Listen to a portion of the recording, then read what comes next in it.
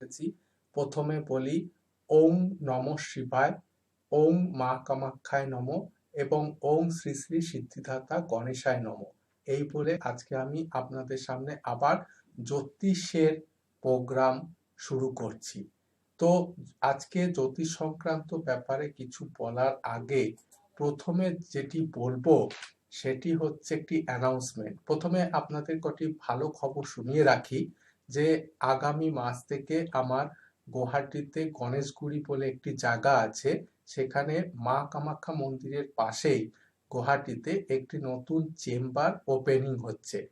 তো আপনাদের সকলের সাদর আমন্ত্রণ, এবং যারা গুয়াহাটিবাসী বা যারা কামাখ্যাতে থাকেন তাদের জন্য এটি একটি সুখবর যে আমি প্রতি মাসে যাই, আগামী দিনেও যাব এবং ওখানে চেম্বার করছি। এবং তারা গুয়াহাটিবাসীরা যারা এতদিন আমাকে অনলাইনে দেখাতেন, অনলাইনে প্রেডিকশন নিতেন, জেমস্টোন কিনতেন, তারা ওখানে বসে তাদের স্থানীয় জায়গায় বসে তারা তাদের সমস্ত কিছু পেয়ে যাবেন। জ্যোতিষ সংক্রান্ত কোনো সমস্যা থাকলে, প্রবলেম থাকলে তারা ওখানে বসে সুরাহা পাবেন। তো ডেটটা হচ্ছে আগামী মাসে আমি 18 তারিখ যাব, 19 তারিখ বুধবার ওখানে আমার নতুন চেম্বারের ওপেনিং আছে গুয়াহাটিতে, কামাখ্যার পাশে গণেশগুড়ি বলে একটি জায়গা আছে সেখানে।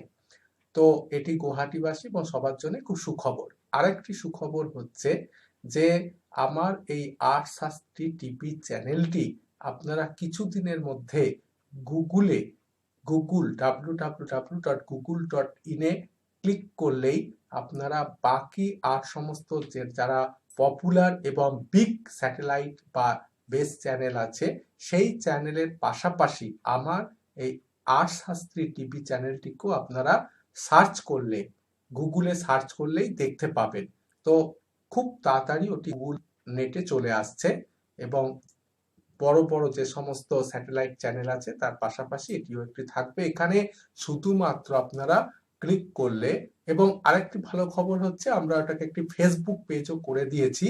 আপনারা যদি ফেসবুকে আর্ট শাস্ত্রী টিভি চ্যানেল বলে সার্চ করেন তো আপনারা ফেসবুকে এই আর্ট শাস্ত্রী টিভিটি দেখতে পাবেন। একটি একমাত্র শুধুমাত্র আপাতত রয়েছে অ্যাস্ট্রোলজির উপরে এই চ্যানেলটি থাকছে।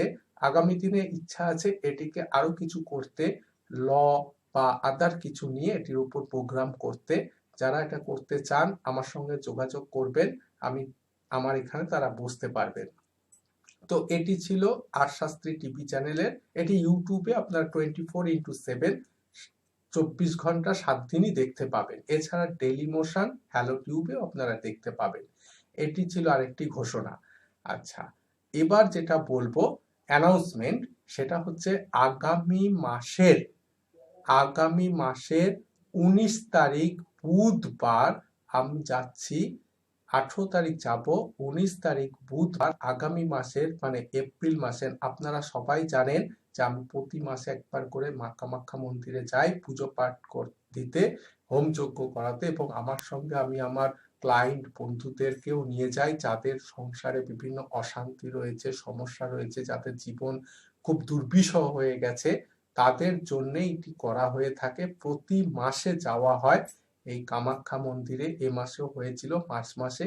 তো আগামী মাসে এপ্রিল মাসে আছে 19 তারিখ, 19শে এপ্রিল, 19শে এপ্রিল, বারবার বলছি 19শে এপ্রিল, আগামী মাসে হচ্ছে 19 তারিখ এপ্রিল বুধবার, ওয়েডনেসডে। তো এই ডেটটি চুজ করার একটি কারণ হচ্ছে বুধ এখন স্টুডেন্টদের পরীক্ষা চলছে, আগামী ইয়ার থেকে তারা নতুন নতুন ভাবে আরো এগিয়ে যাবে। এই যে সময়টি স্টুডেন্টদের জন্য খুব ভাইটাল, এবং স্টুডেন্ট মাত্রই মনে রাখতে হবে পড়াশোনার জন্য সব থেকে ভালো এবং মেন ইম্পর্টেন্ট প্ল্যানেট হচ্ছে বুধ। তো এই বুধকে যদি ঠিক করতে হয়, বারবার বলেছি আমার সমস্ত চ্যানেল প্রোগ্রামে যে একটি ভালো কোয়ালিটির এমরাল্ড বা পান্না খুব ইম্পর্টেন্ট। তো যাদের পান্না কেনার সামর্থ্য নেই তারা বিদ্যাধারক মূল পড়বেন, যাদের সেটি পড়লে স্কিনে র্যাশ হয়, পড়ার সামর্থ্য নেই, তারা কি করবেন, তারা বুধের যে অধিষ্ঠাত্রী দেবী ত্রিপুরা সুন্দরীকে সন্তুষ্ট করবেন, ত্রিপুরা সুন্দরীর পুজো পাঠ করতে পারেন। তো এই ত্রিপুরা সুন্দরীকে পাবেন কোথায়? ত্রিপুরা সুন্দরীকে যদি পুজো দিতে হয়, সন্তুষ্ট করতে হয়, তাহলে গুয়াহাটিতে মা কামাখ্যা মন্দিরের যে 10 অবতার রয়েছে, 10 মহাবিদ্যা রয়েছে, তার মধ্যে একটি মহাবিদ্যা হচ্ছে এই সুন্দরী। সেখানে তাকে সন্তুষ্ট করা যাবে এবং অবশ্যই বুধবার দিন পুজো করলে বেশি সফলতা আসবে। তো সেই স্টুডেন্টদের, স্কুল কলেজের স্টুডেন্টদের, বাচ্চা ছেলেদের স্টুডেন্টদের কথা মাথায় রেখে আগামী মাসের 19 তারিখ বুধবার ডেটটিকে আমরা চুজ করেছি। তো শুধু যে পড়াশোনা তাদের জন্য নয়, এছাড়াও যারা বিজনেসম্যান, বিশেষ করে যারা কনসালটেন্সি বিজনেস করেন, অ্যাডভোকেট, অ্যাস্ট্রোলজার, ট্যাক্স প্র্যাকটিশনার, আপনার ডাক্তার, যারা কনসালটেন্ট বিজনেস করেন, যারা ট্রেডিং বিজনেস করেন, যেখানে বিজনেস করতে গেলে হিসাব কিতাবের দরকার হয়, সেই সমস্ত বিজনেসম্যানদের জন্য, ব্যবসাদারদের জন্য কিন্তু বুধের গুরুত্ব অপরিসীম। তো সেই বুধের কথা মাথায় রেখেই আমরা আগামী মাসের 19 তারিখ বুধবার ডেটটিকে চুজ করেছি, যেখানে আপনারা ত্রিপুরা সুন্দরীকে পুজো দিতে পারবেন। আপনাদের পড়াশোনা হোক বা জাতক জাতিকা যাদের ব্যবসা এস্টাবলিশড হচ্ছে না, সেই ব্যবসাকে এস্টাবলিশ করার জন্য আপনারা বুধবার দিনটাকে পুজো পাঠ, বুধের পুজো পাঠ দিতে পারেন, ত্রিপুরা সুন্দরীর পুজো পাঠ দিতে পারেন। তো এই মা কামাখ্যা সম্বন্ধে বলতে গেলে তার যে 10 মহাবিদ্যাটা একটু আমি শর্টে বলে দিই। কেন জানেন বন্ধুগণ, আমার অনেক কিছু বলতে ইচ্ছা করে কিন্তু সময় হাতে খুব কম থাকে। কেন, আরো অনেক চেম্বার থাকে, কাজকর্ম থাকে, তো সেই কারণে শর্ট করে দেওয়া হয়। রেগুলার পাবেন কিন্তু অল্প সময়ের জন্য।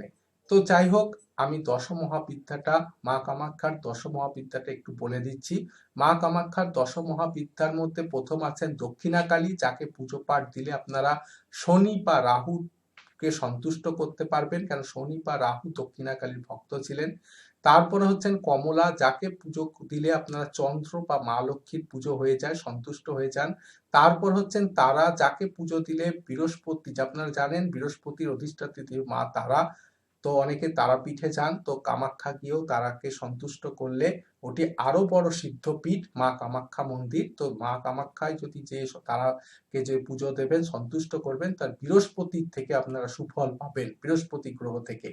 এরপরে রয়েছেন ছিন্নমস্তা, মা কামাখ্যা মন্দিরের সঙ্গেই আছেন 10 মহাবিদ্যার একটি বিদ্যা ছিন্নমস্তা, যে ছিন্নমস্তায় পুজো দিলে রাহু সন্তুষ্টি করা হয়। যাদের ছকে কাল সর্প দোষ রয়েছে, সেই কাল সর্প দোষ কাটানোর জন্য রাহু কেতুর পুজো দেওয়া খুব দরকার। আমি অনেক টোটকাও বলেছি। তো এইগুলোর মধ্যে এই 10 মহাবিদ্যার একটি মহাবিদ্যা রয়েছে ছিন্নমস্তা, যেখানে পুজো দিলে রাহুর অশুভ প্রভাব কেটে যায়, শুভ প্রভাব আসে এবং রাহু থেকে আপনারা ভালো ফল পেতে পারেন, রাহুর যে সমস্ত ব্যাড এফেক্ট কেটে যাবে। এরপর রয়েছেন ত্রিপুরা সুন্দরী, যেটির কথা একটু আগে বললাম। এই ত্রিপুরা সুন্দরীর পুজো দিলে আপনাদের যেটি ভালো হবে, বুধের পুজো হয়ে যাবে, বুধ গ্রহ থেকে ভালো ফল পাবেন, বুধের সন্তুষ্টি হবে। এরপরে রয়েছে ভুবনেশ্বরী, ভুবনেশ্বরী যাদের শুক্র দুর্বল, যে সমস্ত দাম্পত্য কলহ হচ্ছে, যে সমস্ত জাতকের বা জাতিকার শুক্র দুর্বল আছে, শুক্র সংক্রান্ত প্রবলেম আছে, তারা পুজো দিতে পারেন ভুবনেশ্বরী। মা কামাখ্যা মহাবিদ্যার একটি বিদ্যা হচ্ছে ভুবনেশ্বরী, ওখানে রয়েছে। এরপরে রয়েছে ধূমাবতী, কেতু গ্রহ যাদের অবস্টাকল দিচ্ছে, কেতু, রাহু কেতুর মধ্যে একটি হচ্ছে কেতু ছায়া এবং উপচ্ছায়া, যাদের গুপ্ত শত্রুতার যোগ আছে, কেতু কোনো প্রবলেম দিচ্ছে, জীবনে ভালো ফল পাচ্ছেন না, ভালো ফল পেতে চান, যাদের কালসর্প দোষ রয়েছে, তারা কেতুর পুজো দিতে পারেন, যার জন্য ক্যাটসাই পড়তে বলা হয়ে থাকে, তার সঙ্গে অশ্বগন্ধার মূল পড়তে বলা হয়ে থাকে। যেগুলো যারা এগুলো করতে পারবেন না, তারা মা কামাখ্যা মন্দিরে গিয়ে ধূমাবতীর পুজো দিতে পারেন। ধূমাবতীর পুজো দিলে কেতু গ্রহ সন্তুষ্টি লাভ করবে এবং কেতু গ্রহ থেকে আপনার ভালো ফল পাবেন। এরপরে রয়েছেন মাতঙ্গী, 10 মহাবিদ্যার, মা কামাখ্যার 10 মহাবিদ্যার একটি বিদ্যা হচ্ছেন মাতঙ্গী। মাতঙ্গী হলেন রবি, রবি যাতে দুর্বল আছে, রবি নিচস্থ, পাপগ্রহযুক্ত, গ্রহণযুক্ত, অস্তগত, সে অস্তগত তো অ্যাকচুয়ালি রবি হয় না, নিচস্থ হয়। তো নিচস্থ রয়েছে, রবি থেকে ভালো ফল পাচ্ছেন না, জীবনে নাম সুনাম অভাব আছে, কাজ করেও সুফল পাচ্ছেন না, আর্থিক উন্নতি হচ্ছে না, তারা মাতঙ্গীর পুজো করুন। সেই মাতঙ্গীকে পাবেন মা কামাখ্যা মন্দিরের দশমহাবিদ্যার একটি বিদ্যা হচ্ছে মাতঙ্গী। মাতঙ্গীকে পুজো দিলে রবি গ্রহ থেকে সন্তুষ্টি লাভ আসে। এরপরে হচ্ছে বগলামুখী। বগলামুখী যাদের কোর্ট কেস রয়েছে, শত্রু দমন করতে চান, প্রচন্ড শত্রু পীড়ন দিচ্ছে, সে তাদের জন্য বলবো আপনারা একবার মা কামাখ্যা মন্দিরে আসুন। মা কামাখ্যা মন্দিরের দশমহাবিদ্যার একটি বিদ্যা হচ্ছে বগলামুখী। এই বগলামুখীকে সন্তুষ্ট করুন। যে কোনো শত্রু দমন, শত্রু পীড়ন নিবারণ, কোর্ট কেস জিতা, মামলা মোকদ্দমা জেতা, সবকিছু আপনার ফেভারে যদি আনতে হয় তাহলে বগলামুখীকে সন্তুষ্ট করতেই হবে। এটি মঙ্গলের অধিষ্ঠাত্রী এবং যাদের মাঙ্গলিক দোষ রয়েছে, জমি জায়গা ঠিক মতো কেনা বেচা করতে পারছেন না, মঙ্গল দুর্বল, জাতক জাতিকার ছকে মঙ্গল দুর্বল, তাদের জন্য বগলামুখী খুব ইম্পর্টেন্ট। বগলামুখী পুজো দিন, মঙ্গল গ্রহ থেকে ভালো সুফল পাবেন, মঙ্গল গ্রহ সন্তুষ্ট হবে। এর মধ্যে রয়েছে মা কামাখ্যার দশমহাবিদ্যার একটি বিদ্যা রয়েছেন ভৈরবী। তার মানে এই ভৈরবী দেবীকে পুজো করলে স্বয়ং সিদ্ধ শিবকে পুজো করা হয়, শিবের আরাধনা করা হয়, শিবকে ডাকা হয়। তো মা কামাখ্যার এই দশমহাবিদ্যা, এই দশমহাবিদ্যার মধ্যে একটি বিদ্যা হচ্ছে ভৈরবী, শিবের অধিষ্ঠাত্রী দেবী। তাহলে দশমী মহাবিদ্যা হয়ে গেল। কি কি? মা কামাখ্যার দশমহাবিদ্যাটা তাহলে কি কি হলো? এক হচ্ছে দক্ষিণাকালী, কমলা, তারা, ছিন্নমস্তা, ত্রিপুরা সুন্দরী, ভুবনেশ্বরী, ধূমাবতী, মাতঙ্গী, বগলামুখী এবং ভৈরবী। 9 বগলামুখী, 10 ভৈরবী। তো এই ছিল মা কামাখ্যার দশমহাবিদ্যা। আবার বলতি, দক্ষিণাকালী, কমলা, তারা, ছিন্নমস্তা, ত্রিপুরা সুন্দরী, ভুবনেশ্বরী, ধূমাবতী, মাতঙ্গী, বগলামুখী, ভৈরবী। এই ছিল মা কামাখ্যার দশমহাবিদ্যা একটি, এর উপর একটি ছোট আপনাদেরকে নোট বা জিস্ট বলে দিলাম। তো বন্ধুগণ, আরেকটি ব্যাপারে আপনাদেরকে কিছু বলতে চাই, সে খুব শর্টে বলবো, অল্প কথায়। সেটি হচ্ছে যে কালসর্প দোষ। আগের দিন আপনাদের বলেছিলাম যে কালসর্প দোষ কালসর্প দোষ টোটাল মোট 12টি রয়েছে এবং কালসর্প দোষ থাকলে ছকে, জাতক জাতিকার ছকে কালসর্প দোষ থাকলে আপনাদের যেটি হবে, জীবনে উদাসীনতা থাকবে, কাজ করেও তার সফলতা পাবেন না, সব সময় ম্যাক্সিমাম টাইম আপনার বিজনেস হোক বা চাকরি হোক লোকসানে যেতে পারে। এছাড়া দাম্পত্য কলহ থাকতে পারে, জীবনে আপস ডাউন থাকতে পারে, উদাসীনতা থাকবে, আত্মীয় স্বজন বন্ধু বান্ধব ভালো ফল পাবেন না। কাল সর্পদোষ কেন হয়? রাহু কেতুর 180 ডিগ্রির মধ্যে যদি একদিকে সব গ্রহ পড়ে যায় তাহলে হবে পূর্ণমাত্রায় কাল সর্পদোষ, এবং একদিকে 6টি গ্রহ 7, 8 রাহু কেতু এবং আরেকদিকে যদি একটি গ্রহ থাকে তাহলে 9, তাহলে সেই গ্রহটি যুক্ত আংশিক কালসর্প দোষ হয়। আংশিক কালসর্প দোষ বা পূর্ণ কালসর্প দোষ 45 থেকে 47 বছরের মধ্যে কেটে যায়, কিন্তু তার আগে জীবনের যেটুকু ক্ষয়ক্ষতি করার করে দিয়ে যায়। তো এই কালসর্প দোষ থাকে 12 রকম। আমি আপনাদের একটু শর্টে বলে দিই।